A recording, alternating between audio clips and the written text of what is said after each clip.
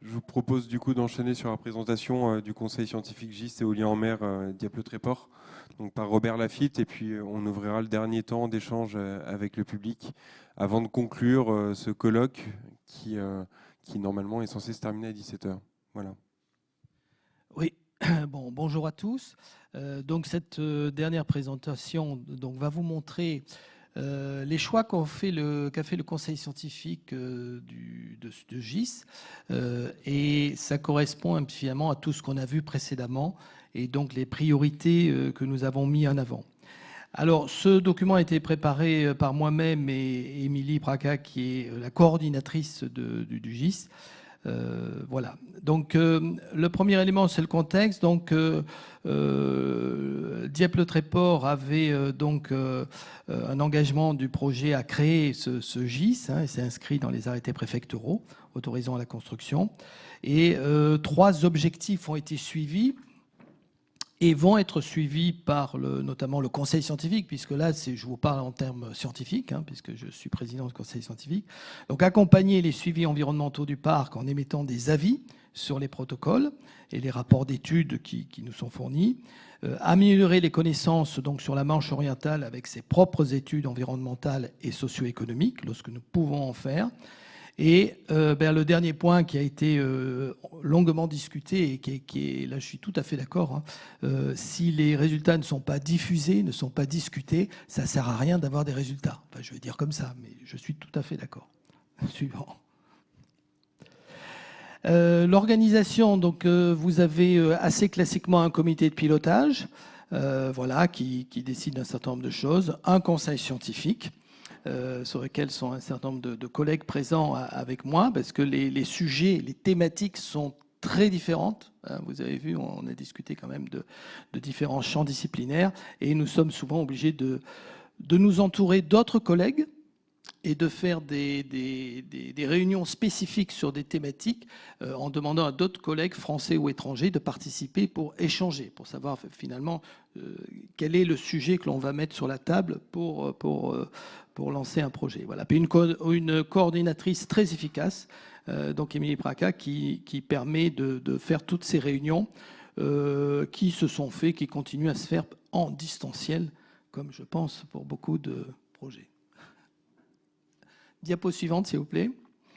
Voilà, donc ça c'est juste pour vous montrer les partenaires. Donc 6 universités, des établissements publics, différentes associations, le CRPMM de Normandie, voilà, et puis 4 organismes privés qui sont présents dans cette structure. Alors, les études sur lesquelles que nous avons lancées, donc il a été installé, le conseil scientifique a été installé, le GIS finalement a été installé début 2020, donc vous voyez, on est très peu de temps après. Par rapport à tout ce qu'on a vu, donc il y a des études, une étude sur les goélands. Donc on a vu l'intérêt d'informations suivies sur les goélands nicheurs des falaises cauchoises, donc ressourcement et bagages.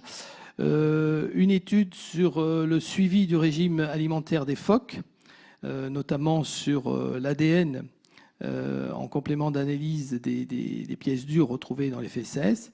Et puis une approche d'ADN environnemental sur le plancton pour avoir une biodiversité complète de ce plancton. Et puis, j'insisterai un peu plus sur les 2 études qui sont au bas du tableau. Par rapport à ce que vient de dire Nathalie, donc on a pensé qu'effectivement, ce serait bien qu'on puisse continuer à avoir une information complète sur le réseau trophique qui sont dans le secteur du parc. Donc notamment, il manquait des informations sur les niveaux supérieurs. Donc tout ce qui va être donc là avec une étude spécifique relation proie-prédateur supérieure. Voilà, pour faire exactement et aider à l'objectif final qui est évidemment, qui ne sera pas fait dans le cadre de ce GIS, mais qui va être d'avoir une approche écosystémique peut-être à l'échelle de la Manche, c'est toi qui nous diras, Nathalie, mais c'est vraiment avoir cette vision-là, parce que la question est à l'échelle de la Manche, puisque là nous sommes sur des effets cumulés, on commençait à parler. Et puis une étude plus spécifique sur les chauves-souris, on en a parlé tout à l'heure, avec deux espèces différentes, une qui traverse la Manche, et donc là ça va être des études plutôt génétiques, et des espèces qui vont, une espèce qui longe les côtes, on a vu tout à l'heure les couloirs de migration, là avec un suivi acoustique. Dans le cas des chauves-souris, on est typiquement sur un effet cumulatif de certainement plusieurs parcs qui sont le long du littoral, et les chauves-souris doivent se débrouiller pour suivre ce parcours. Voilà. Donc on a souhaité mettre l'accent sur ces thématiques. On aurait pu choisir d'autres thématiques, mais c'est le conseil scientifique qui a, notamment pour les deux études qui sont très importantes, celle des réseaux trophiques et des chauves-souris, ce sont deux études sur lesquelles sont des thématiques qui nous permettront, je pense, d'avoir une information complémentaire, parce qu'on manque d'informations sur les chauves-souris, c'est typique. Il manque de l'information. Alors que les collègues belges et hollandais ont des études déjà plus achevées. Également, je voulais dire que nous sommes avant la construction du parc, et donc il fallait cibler des études sans impact d'éoliennes pour qu'effectivement on puisse voir après l'impact. Sur les réseaux trophiques, je pense qu'il y a eu des études en mer du Nord sur les parcs, mais et on n'a pas forcément d'études zéro avant les parcs. Je ne sais pas si les collègues ont vraiment fait des études zéro. Si, quand même. Bon, voilà. Donc là, l'intérêt, c'est d'avoir une étude zéro dans ce travail. Diapo suivante. Voilà, puis juste une diapo pour dire qu'un des objectifs que nous, scientifiques, appartenant au conseil scientifique de ce GIS, nous sommes assez plutôt préoccupés par le fait que l'étude ne soit pas localement centrée, qu'elle s'ouvre à tout ce qui se fait sur les autres parcs, et notamment s'ouvre à la question des effets cumulés, dont on a commencé un petit peu à parler. Donc il y a des membres dans le conseil scientifique qui ne sont pas de la façade Manche, donc des collègues qui arrivent d'autres façades ou d'autres pays. Dans les Locopide également, nous avons des membres qui ne sont hors façade Manche, on va dire. Plus particulièrement l'étude des chauves-souris, nous avons demandé qu'effectivement le projet se rapproche de la Belgique et des Pays-Bas, parce que là il y a une vraie étude, un intérêt de coordonner les travaux, on va dire. Et enfin, on en a parlé ce matin, nous participons au projet OFSOM, et donc ce matin ça a été présenté sur la mégafaune marine. Là, l'idée, c'est qu'effectivement, on développe des méthodologies pour toutes les façades maritimes, et donc c'est normal que Dieppe-le-Tréport participe à cette démarche. On doit s'intégrer dans des approches nationales ou sur toutes les façades. Il ne faut pas faire chacun dans son coin un projet. Donc ça, on veille à tout ça. Et puis j'ai marqué échange avec le GCQ, on n'en a pas trop parlé, mais effectivement, il y a des échanges qui vont se faire. Et en tout cas, on essaie de faire des études plutôt complémentaires pour pas être redondant sur ces travaux. Je voulais souligner un petit point concernant, avant de terminer, sur les chauves-souris. Je reprends cet exemple des chauves-souris. On a pu voir dans les présentations qu'il y a quand même souvent peut-être les mêmes partenaires scientifiques, les mêmes labos qui reviennent. On a du mal des fois à répondre. C'est pas parce qu'on pose la question, il faut derrière des scientifiques qui travaillent. Alors, je prends le cas des chauves-souris parce que en tant que président du conseil scientifique, nous nous trouvons devant un vrai problème. Il est difficile de monter cette étude parce que nous n'avons pas les scientifiques derrière pour faire. Ils peuvent faire certaines choses, mais coordonner une étude globale, c'est compliqué. Voilà. Donc c'est pas parce qu'on pose la question. D'abord, il y a le temps de la réponse et de l'étude scientifique, mais aussi on n'a pas forcément les forces. On n'est pas si nombreux que ça à travailler sur toutes ces questions-là. Voilà. Donc c'est un point qu'on n'a pas souligné, mais là, on s'est heurté, nous, à ce problème-là. Donc je voulais le dire. Voilà, je crois que c'est là. Merci bien. Merci de votre beaucoup. attention. Du coup, dernier temps d'échange avec vous. Une main qui se lève, peut-être pour... le micro va vous être transmis. A-t-on quelqu'un pour passer le micro? Ça arrive. Donc, monsieur le plus à ma gauche.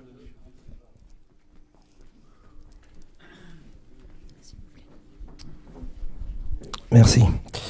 Je me représente Poisson Jacques. Je ne suis pas un scientifique ni un chasseur, exploitant agricole à 40 ans les Marais depuis 1995. Je voudrais revenir sur, je crois en milieu d'après-midi, on a fait une intervention sur la mortalité par collision des oiseaux pour les éoliennes terrestres et l'attaque contre la chasse. Les chiffres d'une étude sortent, enfin de vos études scientifiques sortent à 20. Elle a été contestée par quelqu'un à 7. Moi, je constate ces chiffres plutôt à la hausse en voulant vous rappeler, je ne vous donnerai pas de chiffres parce que j'en ai pas, mais en voulant vous rappeler qu'il existe encore dans notre nature des animaux qui nettoient très rapidement les cadavres d'animaux. Je pense aux renards, les buses. Voilà, donc ça c'est fait. Deuxième, je changerai d'intervenant. Si on pouvait me répondre, pouvez-vous me confirmer que la loi sur les espèces protégées date de 1976 ? A-t-elle évolué ? Ou est-elle restée sur cette base ? Aujourd'hui, on est en surnombre de goélands, de mouettes, de hérons garde-bœufs, peut-être de courlis, je connais un peu moins. Ceci entraîne, à mon avis, une des causes principales de la disparition des grenouilles, des poissons en eau douce, des insectes peut-être aussi. Posons-nous les bonnes questions, ça s'appelle la régulation des espèces. À revoir. Merci. C'est plutôt une remarque ou en tout cas une position. Est-ce que d'autres personnes du public souhaitent intervenir? Oui. Oui, c'est bon. Bon, c'est pas pour intervenir sur les GIS qu'on a publicités, tant mieux, ils sont là, il faut les faire fonctionner. C'est pour faire des remarques en guise de conclusion, puisqu'on arrive à la fin de la journée, là. Donc on a beaucoup parlé des oiseaux, des chauves-souris, on a cité aussi tout ce qui vit dans l'eau, on a parlé des mammifères marins, ce qui est important, mais on a oublié les mammifères humains, quoi, quelque part, quoi. Et toutes ces études-là sur l'environnement, sur la nature, on a oublié le côté social, quoi, des éoliennes. Alors il y a beaucoup de gens qui s'expriment sur les éoliennes, les politiques, les vétérans, enfin les gens qui ont des résidences secondaires. Enfin, on entend tellement de gens parler, et finalement, je trouve qu'on entend assez peu les pêcheurs, qui, je le rappelle, sont les premiers impactés.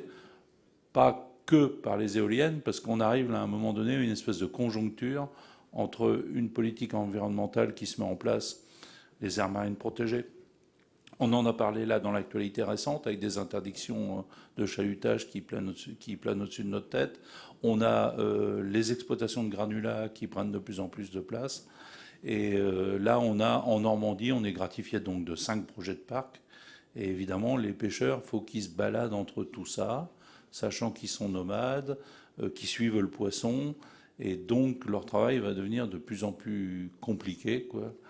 Et ben, l'impact social sur les gens de mer en général, j'associe aussi les camarades de la conchyliculture, il faut aussi là se donner un moyen de faire un suivi, quoi. C'est-à-dire comment vont réagir les premiers acteurs du milieu marin, les Premières Nations. Qu'est-ce qui va se passer? Est-ce qu'on va aller vers des plans de sortie de flotte? Est-ce qu'on va aller vers des gens qui vont s'adapter? Est-ce qu'on va aller vers des gens qui vont se reconvertir? Là, on a aussi très peu d'indicateurs. On a un seul organisme qui travaille avec nous là-dessus, qui s'appelle le RICEP, mais on voit très bien qu'on racle les fonds de tiroir pour payer des études. Enfin, on n'y met pas les moyens nécessaires. C'est-à-dire qu'on est capable de mettre 3 ou 4 milliards dans des projets qui sont totalement nouveaux. On ne connaît aucun parc sur les côtes françaises, hein, donc on ne connaît pas vraiment les impacts. Vous n'arrêtez pas de nous le dire, c'est schématique, c'est des hypothèses, c'est on ne sait pas, c'est multiple. Mais par contre, sur tout ce qui est social, là, on se prive aussi là d'un vrai suivi. Et c'est un vrai manque, quoi. Je veux dire, moi, j'ai pas besoin de l'avis de Stéphane Bern. Moi, j'ai besoin de l'avis sociologues, j'ai besoin d'un suivi à ce niveau-là. Les populations riveraines du littoral, elles sont importantes, elles font vivre le littoral. La Normandie a un littoral, elle l'oublie des fois un peu, mais elle a un vrai littoral qui est une attractivité importante pour une région comme celle-là. Les éoliennes vont poser plein de questions. Alors je ne parle pas forcément de préjudice, mais bon, on peut s'attendre quand même à des préjudices, c'est-à-dire qu'on ne vivra plus pareil avec les éoliennes et on ne pêchera plus pareil. Donc ça, il va falloir quand même le mettre sur du papier et l'étudier de près. Merci. On a lancé quelques études dans le cadre du projet APIL. Je vais peut-être laisser Georges répondre plutôt là-dessus, sur des enquêtes auprès des pêcheurs. On peut passer un micro à Georges Safi qui est au premier rang. Vous pouvez garder le micro avec vous, on va en apporter un autre. Ça sera... Ah, il y en a d'autres. Bon, on a beaucoup de micros, donc ce n'est pas un problème finalement. Oui, non, c'est une réponse commune avec Nathalie. C'était pour dire qu'en fait, d'un point de vue recherche, le développement de l'approche écosystémique, donc cette approche globale de l'évolution de l'écosystème sous l'effet de différentes activités humaines, qu'on applique dans le cadre des EMR, notamment dans ce que Nathalie a présenté. Dans la série de projets qu'on a développés dans cette thématique, pour l'approche écosystémique, on a un projet qui intègre aussi des questions sociales, les questions, toute l'approche socio-économique qui a une composante de l'approche écosystémique dans sa globalité. Donc l'homme faisant partie de cet écosystème. Donc il y a tout un projet qui a duré 4 ans, qui s'est terminé en début d'année 2022. Là, on a fait une réunion de restitution qui a permis de développer une approche où on essayait d'équilibrer un peu les composantes environnementales, l'approche environnementale de l'étude d'impact avec l'approche socio-économique. Et dans le cadre de ce projet, on a réalisé un certain nombre d'enquêtes, notamment pas mal d'enquêtes auprès de pêcheurs professionnels. Alors notre cas d'étude, c'était le Sud-Bretagne, parce que voilà, on essaie de faire des cas d'études un peu différents. Et notamment parmi les résultats qui sont sortis, donc il y a des nouveaux outils qu'on a développés pour permettre d'équilibrer un peu les approches écologiques avec le socio-économique. Et en plus de ça, on a, via le travail de sociologues, de géographes, de juristes dans le projet, on a travaillé sur toute la question de la perception du développement des EMR, du positionnement des acteurs vis-à-vis de cette activité, comment les différents acteurs se positionner. Et pour la partie des pêcheurs professionnels, on a un journal de bord qui va être public, qui va sortir, qui est disponible, mais on va le mettre sur notre plateforme de résultats de projet, qui permet de voir aussi le positionnement de la filière vis-à-vis du développement de l'éolien en Bretagne Sud. Et voilà, ça permet aussi d'avoir le positionnement de tous les acteurs sur ce développement-là. Donc il y a quand même des choses qui sont faites sur les aspects socio-économiques. Je ne sais pas si Nathalie, tu veux rajouter quelque chose sur les aspects outils d'innovation ? Non, oui, simplement, donc c'est un peu le tout début. Là, c'est une enquête qui était encore assez limitée. Et c'est vrai qu'on espère avoir beaucoup plus de sociologues qui nous suivent sur ce sujet, mais c'est toujours le même problème que soulevait Robert tout à l'heure, c'est qu'on n'est pas nombreux finalement à s'intéresser à la problématique des éoliennes, quel que soit le domaine d'études, et que chez les sociologues, il y a vraiment une très grosse demande et très peu de gens qui prennent cette orientation-là. Merci. Monsieur de FNE, je crois, qui souhaitait intervenir. Oui, je souhaite articuler mon propos avec celui de Monsieur Safi concernant l'approche systémique. J'ai été impressionné par le travail de cette journée en matière de convergence des préoccupations et en matière de données, en matière d'apport de données. Il est évident que depuis une vingtaine d'années, le travail de base, de recherche autour des éoliennes a fait d'énormes progrès. Et je pense que d'ici 2-3 ans, ce potentiel de connaissances, ce trésor de connaissances sera encore multiplié. Ce que je souhaiterais dire, c'est qu'il manque effectivement le facteur humain. Le facteur humain, notamment le facteur concernant les usagers de la mer. Il y a la mobilisation scientifique, mais il y a également l'inquiétude des personnels, enfin des usagers de la mer. Je pense qu'on pourrait sortir de cette opposition en lançant l'idée qui existe déjà, on l'a entendu ce matin, d'un travail collaboratif. Un travail collaboratif qui serait placé sous l'égide et la coordination de l'Observatoire de l'éolien en mer. Mais ce travail collaboratif mériterait d'être organisé. De quelle manière?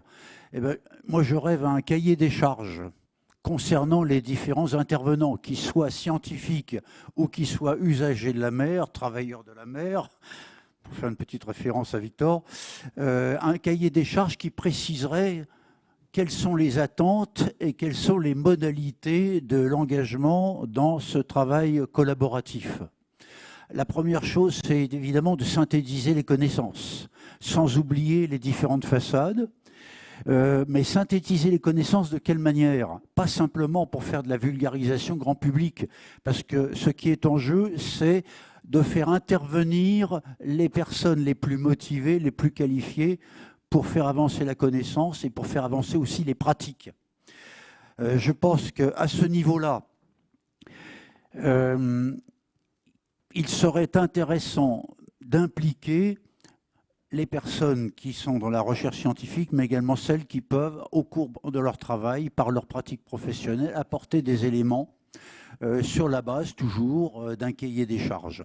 Il serait bon aussi de garantir que ces intervenants reçoivent des réponses aux questions qu'ils posent d'une manière peut-être plus économique que de pure recherche, mais qui ont leur importance. Je dirais une dernière chose pour terminer. Parc éolien en mer ou pas parc éolien en mer, je suis persuadé que les zones actuellement dont nous parlons sont prises en ciseaux entre le dérèglement climatique et la croissance de l'activité humaine. Les parcs éoliens sont peut-être une occasion de réfléchir de manière très pragmatique à ce qui peut être fait. Est-ce que l'on peut utiliser cette problématique des parcs éoliens pour promouvoir une connaissance plus approfondie et plus partagée du milieu marin, des réseaux trophiques? Est-ce que ce n'est pas une chance pour préparer peut-être une réconciliation entre la recherche fondamentale et puis les attentes plus immédiates, plus pragmatiques des usagers de la mer? Voilà, j'en ai terminé, excusez-moi d'avoir été un peu... Si je peux répondre là-dessus, je suis entièrement d'accord avec vous. Autant sur un plan scientifique, c'est-à-dire qu'on a vraiment là l'occasion de mieux comprendre les effets des changements climatiques, des changements globaux, de l'association de tous ces changements ensemble. Et c'est sans doute une chance autour de cet observatoire. Mais il y a aussi une réflexion peut-être plus philosophique sur ce qu'on veut faire de la biodiversité dans cet écosystème. Alors Antonin Gimard nous l'a déjà un petit peu présenté au travers de la vision OFB, quand il disait qu'on cherchait plutôt à limiter l'effet récif au niveau de Fécamp pour éviter l'arrivée de nouvelles espèces dans une zone où il y a déjà une certaine richesse. Mais finalement, les remarques que faisaient les pêcheurs ce matin poussaient plutôt dans le sens du fait qu'on pourrait souhaiter, dans une zone par exemple comme celle de Courseulles, où la biodiversité a été déjà fortement érodée, plutôt maximiser cet effet récif. Et dans ce cas-là, ça peut aboutir à toute une discussion avec les industriels. Vous parliez du projet Marinef ce matin et de la thèse de Baptiste Vivier. Est-ce que finalement, le souhait qui mettrait d'accord tout le monde, ce ne serait pas de rajouter des récifs artificiels, comme ils l'ont fait sur les parcs belges, où 33 récifs artificiels, en plus des éoliennes, ont été installés. Toutes ces questions-là, ce sont des questions sur quel avenir on veut sur cette biodiversité et sur laquelle il est essentiel qu'on ait des points de vue variés et localisés, quoi, des acteurs locaux. Alors, une personne au fond de la salle aussi souhaite s'exprimer une nouvelle fois, je crois.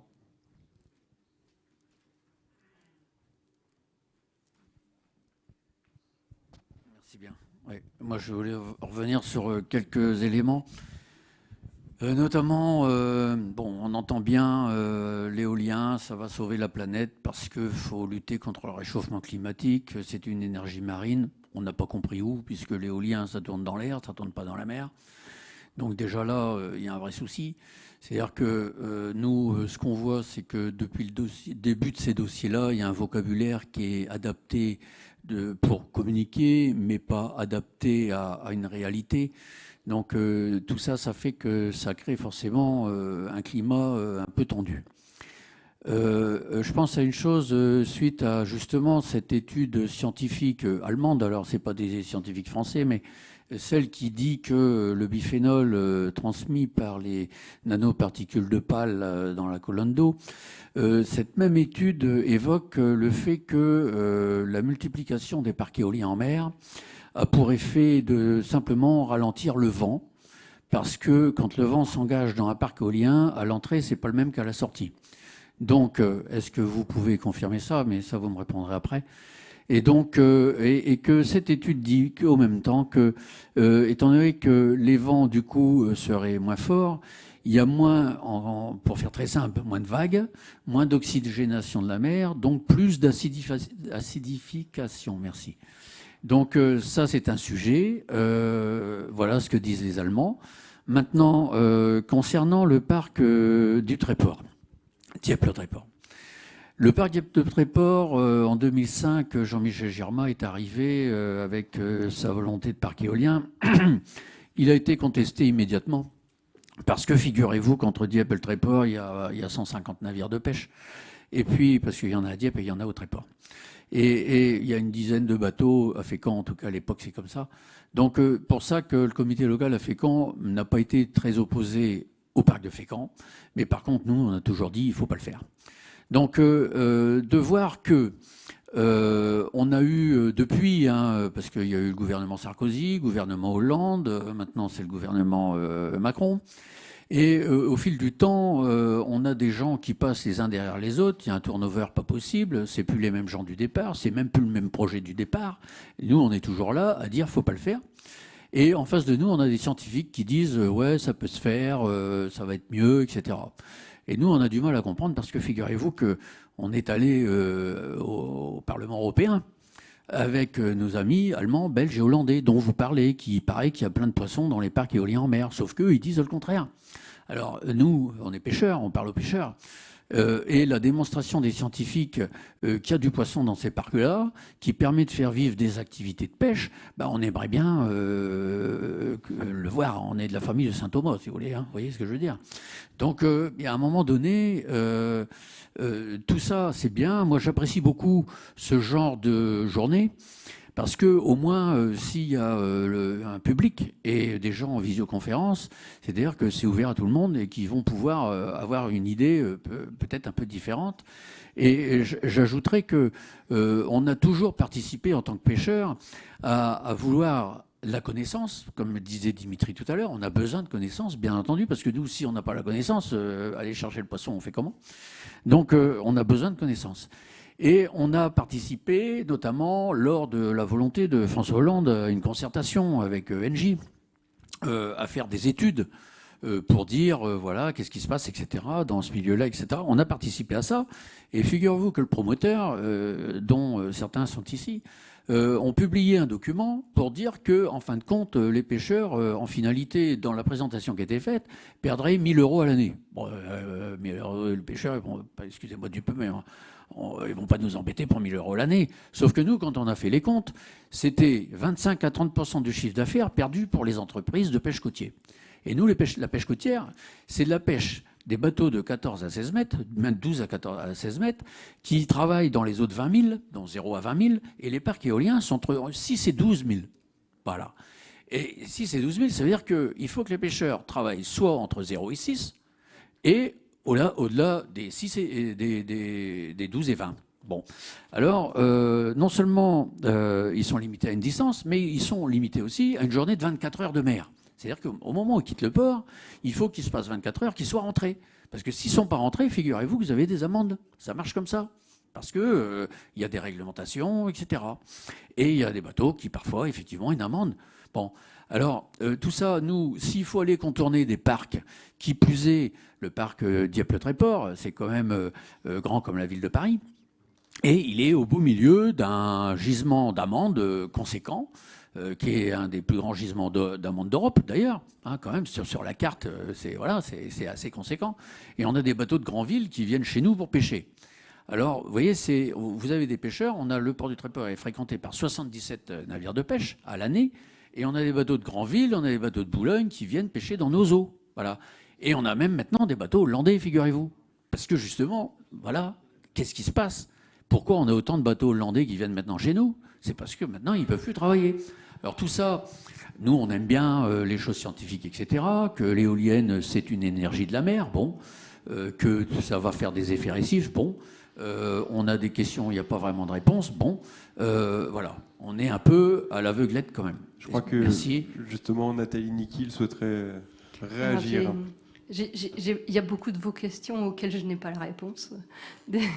Mais alors, sur l'acidification, on suit l'acidification à Luc-sur-Mer, à la station marine Le Crec. Et cette acidification, elle est très très nette. Et le parc n'est pas encore là. L'effet du parc éolien sur le ralentissement des vents, comme sur l'acidification, je pense qu'on est sûr et certain aujourd'hui de pouvoir dire qu'il est négligeable par rapport aux effets du changement climatique. L'acidification, elle est déjà observée sur des sites où les parcs ne sont pas encore installés. Je ne pense pas que la présence des parcs augmente le risque d'acidification. Par contre, ce qui est sûr, c'est que l'augmentation le fait de continuer d'émettre des gaz à effet de serre, elle va considérablement jouer sur cette acidification. Donc l'effet par le jeu des gaz à effet de serre est sans doute bien supérieur, ça c'est une certitude, aux effets indirects sur les aspects physiques qui sont vraiment extrêmement faibles, de même que on a pu discuter sur les polluants tout à l'heure. Il faut comparer aussi avec d'autres effets, c'est-à-dire que là, on part d'effets extrêmement simples et extrêmement faibles, de même que quand on parlait de la pollution métallique tout à l'heure, les dernières études montrent que la dilution, elle est immédiate et que l'effet sur l'environnement est vraiment négligeable comparé à d'autres. Vous prenez un port, vous prenez un tanker, voilà, il y a des effets nettement supérieurs. Ça, c'est pour l'acidification. Après, moi, je me suis basée sur les parcs belges. Dans le parc belge, on voit l'augmentation des poissons, mais il n'y a pas de pêche. Pourquoi il n'y a pas de pêche? Je ne sais pas exactement. Je pense que c'est surtout des histoires d'assurance, parce que je ne crois pas que la pêche ait été interdite. Si elles sont interdites aujourd'hui. Là, il va se passer quelque chose d'assez inédit, c'est le développement d'une concertation. Enfin, l'objectif, c'est d'arriver à avoir une zone à la fois productrice d'énergie et où la pêche puisse encore avoir lieu. Et je ne suis pas sûre qu'on ait tellement d'éléments de comparaison. C'est là où moi j'attends beaucoup de l'arrivée concrète du parc de Courseulles pour avoir un cas d'étude concret pour voir si vraiment ce qu'on a simulé sur la biodiversité et ce qu'on a simulé sur les effets qui pourraient être positifs pour la pêche du fait de petites zones mises en réserve et de l'effet récif associé, est-ce que vraiment ça va faire un bénéfice pour les pêcheurs ou non? J'espère qu'on arrivera à ce que des économistes de la pêche et des sociologues de la pêche se joignent à nous pour ces études-là. Mais je pense que c'est une question, c'est des sujets tout à fait nouveaux et parce que c'est une structure nouvelle de cette construction des éoliennes en fil pour que la pêche ait lieu entre ces fils.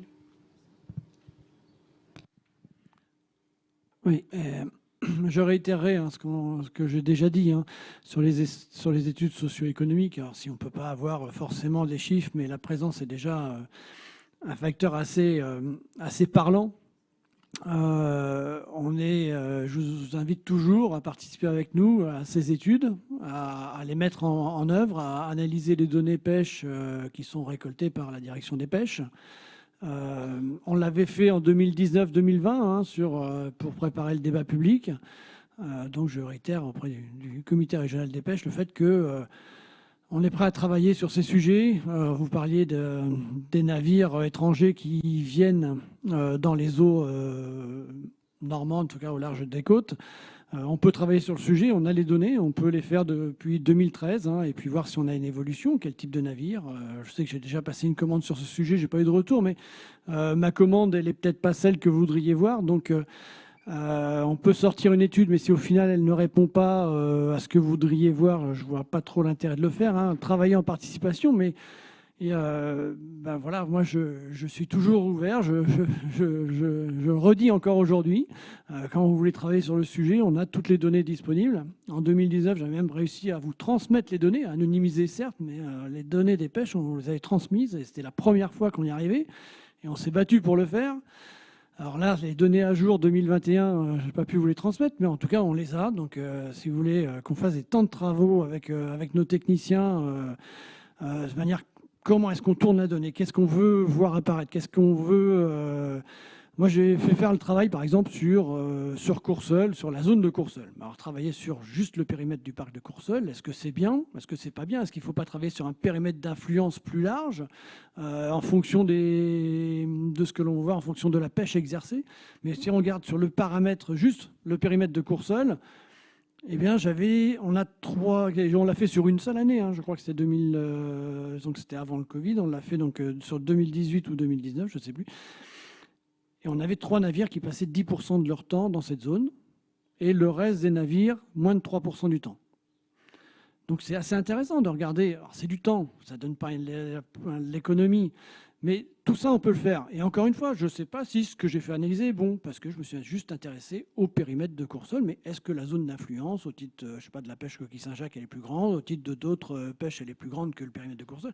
Voilà, ça, je ne vais pas le faire, je ne peux pas le déterminer. On ne peut pas le déterminer nous-mêmes sans parler avec les pêcheurs sur ces sujets-là. Donc voilà, je réitère ce point-là sur les aspects socio-économiques. Alors, ce n'est pas de la sociologie au sens large, mais en tout cas sur ces aspects juste socio-économiques. On peut aller regarder des choses ensemble et on peut se revoir pour le faire. Est-ce que d'autres personnes souhaitent... Alors, monsieur, plus ou moins au fond de la salle, dans la rangée centrale. C'est vous, ne vous retournez pas, c'est bien vous. Voilà. Oui, c'est un peu en guise de conclusion aussi. Voilà, moi, après une journée comme ça, je me pose la question, demain, qu'est-ce que je raconte à nos pêcheurs? Parce que voilà, depuis ce matin, je parle avec des gens et on me dit ouais, les pêcheurs, ça râle, ils ne sont pas contents, alors que vous êtes associés à tout, vous êtes membre de tout, vous avez votre mot à dire. Sauf qu'au fond, voilà, après une journée comme celle-là, que ça confirme une nouvelle fois qu'il n'y a pas un discours de vérité qui est donné, quoi. Voilà, j'irais même jusqu'à dire une forme de mépris. Parce que il y a un an, il y avait des centaines de pêcheurs qui étaient dans la rue, qui étaient sur l'eau. À l'issue de ça, donc c'était pas pour casser, quoi, c'était pour faire entendre des inquiétudes, des menaces par rapport à tous ces projets, par rapport à l'industrialisation de la mer. Message adressé au pouvoir public, message adressé aux citoyens. Donc à l'issue de ça, il y a eu des engagements de prix pour organiser des réunions comme celle-là, les 50 millions d'euros pour recenser des connaissances, pour créer certaines études. Ok. Sauf qu'aujourd'hui, qu'est-ce qu'on entend? Alors, quand même, que le discours, il a évolué malgré tout. Parce qu'avant, c'était, non, il n'y a pas d'inquiétude à avoir, ça se passera bien. Maintenant, c'est, on ne sait pas. On manque d'infos, on en aura d'autres plus tard. Sauf que la réalité, c'est que les parcs vont arriver et que les résultats d'études, on les aura in situ, on les aura. Et si ça se passe bien, tant mieux. Si ça se passe mal, ce sera perdu, quoi. Mais sauf que la réalité, c'est ça, et que personne ne veut le dire. Donc, à un moment, ça méritera au moins cette transparence, je pense, vis-à-vis des pêcheurs, quoi. Voilà. Merci. Madame en rouge. Un petit micro. Merci. Écoutez, moi, pour ceux qui n'étaient pas là ce matin, je me présente de nouveau. Je m'appelle Anne-Marie Duchemin, j'habite à Saint-Pierre-Église, donc c'est facile. Je vis là depuis très longtemps. Je suis largement consommatrice de produits de la pêche et un de nos objectifs à nous, en tant qu'association aujourd'hui, c'était justement de faire évoluer l'échange entre le monde des pêcheurs et le monde scientifique et le monde de la société en général. Honnêtement, merci d'avoir été là. Merci les pêcheurs d'avoir asticoté tout le monde, très courtoisement et très fermement. Je pense que vous avez les outils pour communiquer clairement avec les interlocuteurs qui sont là, qui tournent, avec qui nous avons pu parler, et vous pouvez continuer de parler. Je suis payé par personne, je suis bénévole, tout le monde le sait, enfin ceux qui me connaissent savent à quel point je suis impliqué dans la vie de mon pays, et je pense qu'aujourd'hui, il y a une chance à saisir. S'il vous plaît, saisissez-la. Et la consommation des coquilles Saint-Jacques, nous avons tout à fait conscience, parce que nous faisons partie de ceux qui les mangeons, à quel point c'est important pour vous. Et je pense qu'il faut aller voir, poser les questions. Il y a plein de gens qui sont prêts à vous répondre. Ne nous faites pas croire que vous êtes les plus persécutés du monde, s'il vous plaît. Juste à côté. Oui. Les pêcheurs ont souvent dit au cours de cette matinée qu'ils attendaient des réponses. Ben, je dirais, ne les attendez pas, allez les chercher. Allez les chercher. Non, parce que franchement, vous avez les moyens de poser les questions et vous avez les moyens...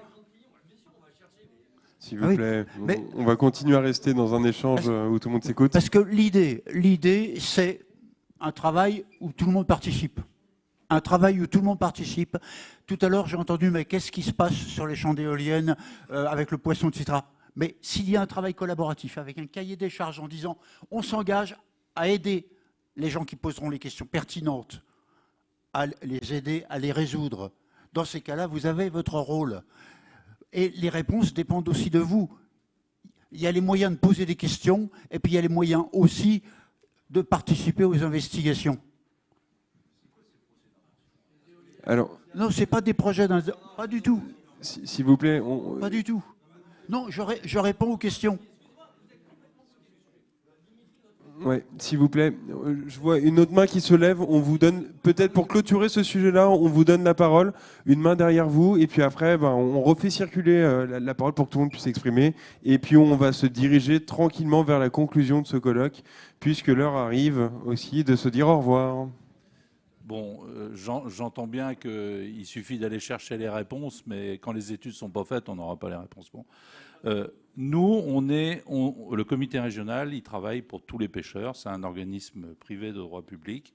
Et par délégation de l'État, on gère la bande des 12 000. Donc on est impliqué au quotidien avec les services de l'État sur ces questions d'éoliennes. On a 3 permanents qui travaillent sur ces sujets-là quotidiennement. Donc on est fortement impliqué. Et quand on dit qu'on n'a pas les réponses, c'est pas qu'on n'a pas été les chercher, c'est qu'on les a pas. Hein, et là, je suis pas dans le conflit, quoi. Quelque part, il y a quand même des gros manques sur les questions qu'on se pose. Aujourd'hui, on l'a vu, il y a beaucoup de choses qu'on ne sait pas, parce que les études vont arriver tardivement, parce que la question économique non plus, elle n'a pas été totalement traitée, parce que la pêche, c'est un environnement extrêmement complexe, et quand vous touchez d'un bord, eh ben, ça a des répercussions de l'autre, et effectivement, il faut le voir dans son entièreté, et ça, c'est pas simple. Et puis, une chose que je voudrais rappeler aussi, c'est que les Normands, avec leurs 5 parcs, ils sont tout seuls, j'ai bien dit tout seuls, à dialoguer avec des industriels et à essayer de dialoguer avec l'État. J'ai essayé de monter une réunion avec les pêcheurs pour aller au ministère de la Mer. Au ministère de la Mer, on m'a répondu « joker ». On ne parle pas d'éoliennes au ministère de la Mer, on n'a pas de réponse à vous donner, on ne vous recevra pas. Le ministère de la Transition écologique, donc Barbara Pompili, ne souhaite pas s'adresser à nous non plus. Il n'y a aucun discours de la ministre envers les pêcheurs, très directement. Il n'y a pas. C'est la transition énergétique, c'est l'industrie. Et quand ils descendent en région nous voir, ils sont blancs comme des lavabos et ils ne nous regardent même pas en face. Enfin, on a quand même des gens qui sont pas du tout dans les questions et dans la réflexion qu'on peut avoir. Donc on est un peu tout seul dans notre coin, les derniers des Mohicans. Dans nos réserves, là, en plus, on se fait attaquer régulièrement sur le fait qu'on détruit l'environnement. Enfin, il y a tout un tas de gens qui veulent que la mer redevienne un environnement vierge, sans pression de l'homme, etc., en oubliant qu'à terre, l'agriculture a façonné tous les paysages depuis longtemps. Mais en mer, là, il ne faut plus toucher à rien, les pêcheurs, ils détruisent, etc. Donc, on subit quand même tout ça, quoi. C'est-à-dire que nous, on est les premiers de cordée, on va seulement chercher à manger. Je rappellerai que c'est la dernière nourriture sauvage que vous pouvez vous mettre dans la bouche, qu'elle est relativement saine par rapport à tout l'agroalimentaire et que c'est vraiment un luxe maintenant que de manger des produits de la mer, quoi. C'est quelque chose d'exceptionnel. Donc Il faut garder des pêcheurs pour garder le savoir-faire. Il faut garder des pêcheurs parce qu'ils sont garants d'un bon environnement. Vous savez, quand il n'y aura plus de pêcheurs, c'est qu'il n'y aura plus de poissons, hein, grosso modo. Hein. Nous, on vit que du vivant. Donc, ce qu'on cherche à protéger, c'est évidemment tous les écosystèmes pour pouvoir travailler au mieux. Ce qu'on a fait sur la coquille Saint-Jacques, là, en 10 ans, on a fait passer une biomasse de 6 000 tonnes à 60 000 tonnes. On l'a fait parce qu'on l'a voulu. Alors maintenant, on nous dit non, c'est le réchauffement. Mais non, ce n'est pas le réchauffement. C'est bien les efforts qu'ont fait la profession avec des systèmes de jachère, avec une vraie gestion de la ressource qui font que ça fonctionne, quoi. Et ces choses-là, on veut aussi les faire à plus grande échelle sur d'autres espèces. Mais effectivement, toutes les pressions industrielles, ce n'est pas quelque chose qui va nous rassurer. Merci beaucoup. Je pense qu'on a bien entendu le point. Et effectivement, on ne va pas continuer sur des échanges bilatéraux en salle. Je vous propose peut-être maintenant de nous diriger vers la conclusion, peut-être de redonner la parole aux garants de la concertation pour qu'ils nous disent en 2 mots voilà, ce qu'ils retiennent d'aujourd'hui. Et puis ensuite viendra le temps du mot de conclusion du maître d'ouvrage, donc l'État. Je vais faire rapide pour ne pas déranger le maître du temps, pour ne pas prendre de remarques. Voilà. Déjà, je vous remercie parce qu'il y avait beaucoup de monde et on aurait aimé qu'à toutes les réunions précédentes, il y ait autant de monde. Donc ça fait plaisir. Et j'espère aussi que vous avez appris autant de choses que moi, parce que je suis très content. C'était une journée importante parce que l'environnement, c'est un enjeu important. Le nombre de personnes le montre. Et quand on regarde sur la concertation A8, les avis, les questions, les cartes T, c'est un des thèmes, si ce n'est le thème qui recueille le plus de questions. Donc ça montrait l'importance de la journée. On a vu les attentes et l'intérêt de partager les connaissances. Alors ça a été partagé au travers d'études de qualité. Enfin, moi j'ai bien aimé les aspects pédagogiques des présentations. Ça a mis pour moi aussi en exergue qu'on a de la ressource rare a priori, mais on a de la ressource de qualité pour faire ces études. Et je pense que c'est important. Ça met aussi en exergue l'importance du travail d'architecte d'études, parce qu'il y a un besoin effectivement de cohérence, de temporalité sur ces études, et ça, je pense que l'État a un rôle important à jouer. Voilà. Et ça a mis aussi en évidence qu'il reste beaucoup de questions en suspens. Il y a encore beaucoup d'études à faire, alors qu'on est dans un environnement aussi qui évolue beaucoup en termes réglementaires, en termes techniques. Voilà. Mais je pense que ça met quand même en avant qu'il y a des choses qui se passent et qu'il y a une bonne dynamique. Alors, est-ce qu'on est arrivé? Non, loin s'en faut. Et là, c'est vraiment la parole de garant. C'est que je pense qu'il y a encore quelques chaînons manquants. Parce qu'il y ait des études, qu'il y ait des gens qui travaillent sur les études, c'est très bien. Mais il y a comment on passe de ces études aux associations, au monde professionnel, pour partager, pour impliquer, associer. Ça, c'est quelque chose qui reste à construire. Autre maillon, c'est comment ça descend au niveau du grand public, comment on associe, comment on vulgarise, comment on diffuse, comment on communique.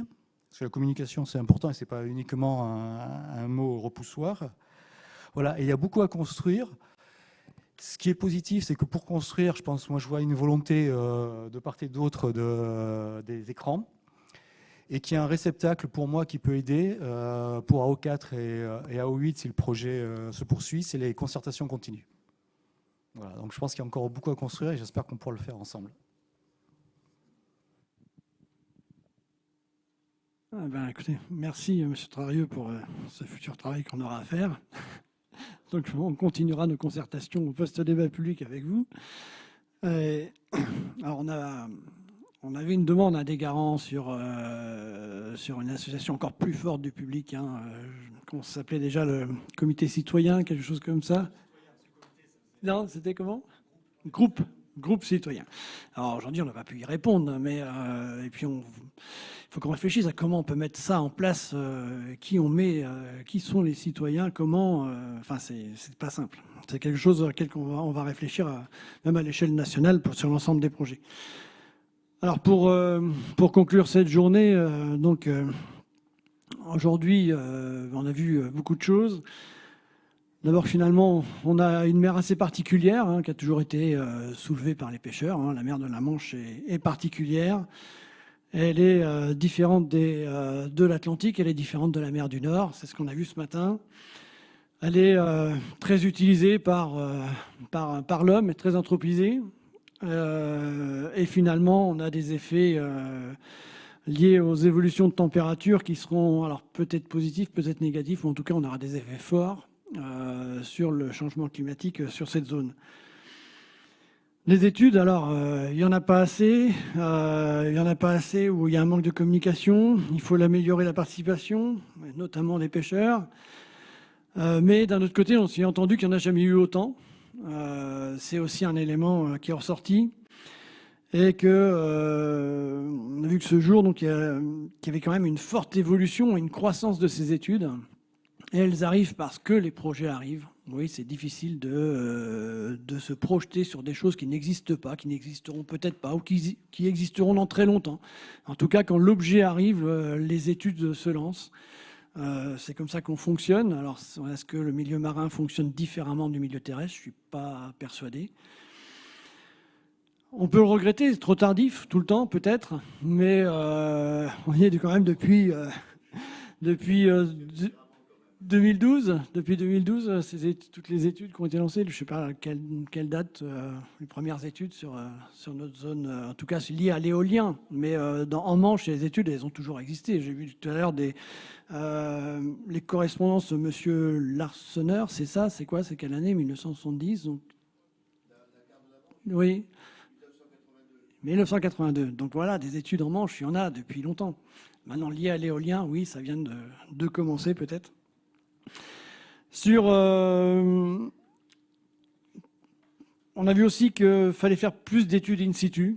Alors les laboratoires, c'est bien, ce qui se passe en laboratoire, mais faire et l'appliquer en mer, sur place. Mais pour ça, il faut les projets. C'est-à-dire c'est la limite. Faire en laboratoire ne donne pas toutes les réponses.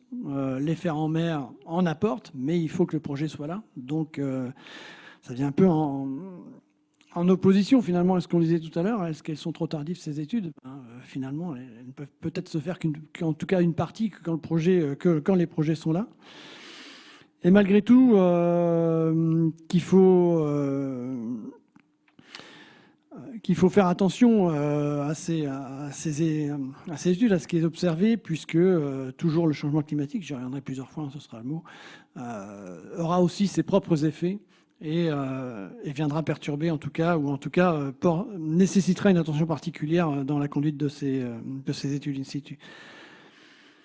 Des études malgré tout à manœuvrer avec prudence, des chiffres à manœuvrer avec prudence. Est-ce que c'est pas une limite aussi de la vulgarisation? Je reprends les propos de tout à l'heure, l'étude sur la salinité. Je me souviens avoir été lire cette étude. En fait, c'était une étude qui se basait avant tout sur les mouvements, oui, du vent, la perturbation du vent. Et le chercheur, à la fin, ouvre pour une étude suivante en disant, mais est-ce qu'il n'y aurait pas un problème avec la salinité ou de l'eau de mer? Et ça se termine par, il y a quelque chose. Non, en fait, il ouvre une étude suivante. Donc attention à la manière dont on peut lire une étude.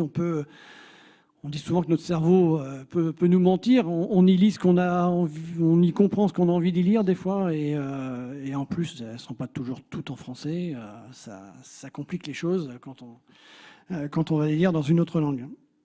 Oui, il y a des incertitudes, notamment au titre des effets cumulés. Tout n'est pas encore bien modélisé, mais c'est pas simple. Il n'y a pas de conclusion simple. Ce qu'on peut retenir de cette journée, oui, il n'y a pas de choses, voilà, c'est pas blanc, c'est pas noir, et on a plein de couleurs à découvrir. C'est plutôt ça. Alors comment laisser une trace de cette journée? Donc aujourd'hui, on a essayé d'ouvrir ce qu'on avait entendu sur la vulgarisation. Alors on a fait dessiner là pour dire qu'il y avait des thématiques à aborder. Là, il ne va pas répondre à la thématique. J'entendais des critiques sur les dessins. Ce dessinateur, il n'est pas là, il n'est pas scientifique, il ne va pas dire, il ne va pas répondre au sujet, mais il va dire, voilà, il y a une thématique oiseau, il y a une thématique turbidité, il y a une thématique avec les câbles, et puis, j'oublie la dernière, il y a une thématique avec le bruit et peut-être les vibrations. Voilà, c'est plutôt ça qu'il dit, ce dessinateur. laisser des traces. Donc on a fait faire c'est affiché à l'écran, ce sera mis en direct, donc des dessins qu'on pourra mettre en conclusion aussi de cette journée et laisser les grands moments de chacune des tables rondes apparaître. Alors est-ce que c'est des éléments communicants? Pourquoi pas, pour avoir une idée au moins de ce qui s'est dit dans la journée. On fera bien sûr un compte rendu en regard de toutes les questions. Alors ce ne sera pas un verbatim d'une journée. Alors, faut le lire déjà, mais alors l'écrire... est prêt, Hugo? Non, je pense qu'on fera un compte-rendu avec toutes les grandes questions, tous les grands thèmes abordés. Un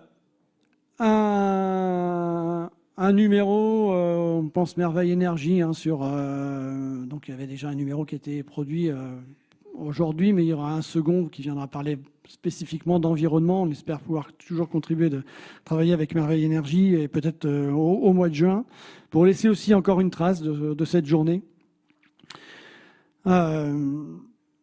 Pour finir, donc, on a parlé des effets, des impacts, et donc je vais terminer sur ce changement climatique. Quel est l'impact de l'inaction? Quel est l'impact du fait de rester dans l'état actuel? Écoutez, je vais vous laisser avec ce sujet pour clôturer cette journée. Et nous restons, en tant que maître d'ouvrage, disponibles, bien sûr, pour toute question. Et vous pouvez nous contacter via nos sites internet ou via nos réseaux sociaux. Il n'y a pas de souci. Et on peut travailler ensemble, et c'est le but. Je vous remercie d'être venu. Bonne journée. Jean-Claude a envie de dire un dernier mot. Mais court, hein? Je voudrais dire 2 mots. Le premier, on voit que la recherche aujourd'hui est plutôt une recherche programmative sur le court terme. Les financements 2 ans, 3 ans, 5 ans. On parle d'un observatoire de la mer pour 3 ans. C'est pas ça qu'on a besoin. C'est un observatoire de la mer sur la durée des parcs, 25-30 ans. On a parlé beaucoup d'incertitude, de manque de recherche. Alors c'est un mot d'ancien directeur de laboratoire avec Robert. On voit qu'aujourd'hui, dans les laboratoires de recherche, y compris ceux qui sont liés avec le CNRS, vous ne savez peut-être pas, mais le CNRS avait une délégation en Normandie, il est parti. Maintenant, on sera géré par les Parisiens. Donc aussi, au niveau des établissements de recherche, on a besoin de chercheurs, on a besoin d'enseignants-chercheurs, et on a surtout besoin d'accompagnement, de personnel d'accompagnement de la recherche. Quand j'ai pris la direction du laboratoire Caen, il y avait 5 postes d'accompagnement de la recherche au niveau de l'université de Caen. Aujourd'hui, c'est 0,5, 10 fois moins. Et qu'est-ce qu'on voit? Eh bien, de plus en plus de chercheurs précaires dans nos laboratoires, des doctorants, des post-doctorants. Si on veut changer aussi la façon dont on travaille, nous les scientifiques, il faut renforcer le potentiel scientifique. Je m'arrêterai là.